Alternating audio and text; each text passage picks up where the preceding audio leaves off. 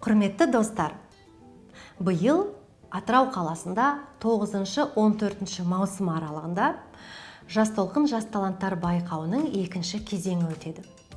Осы уақыт аралығында қатысушылар бірінші кезекте өздерінің өнерлерін шыңдау үшін мықты профессорлар менен халық әртістерінің қатысуымен өтетін шеберлік сыныптарына қатысады. Бір апта бойы олар өздерінің бақтарын сынасады және де 13 күні сағат 3-те болатын гала концертке дайындалады. Сондықтан Атырау қаласының тұрғындары мен Атырауға келген қонақтарды 13 маусым күні сағат 3-те болатын Жас толқын, жас таланттар байқауының екінші кезеңінің гала концертіне шақырамыз.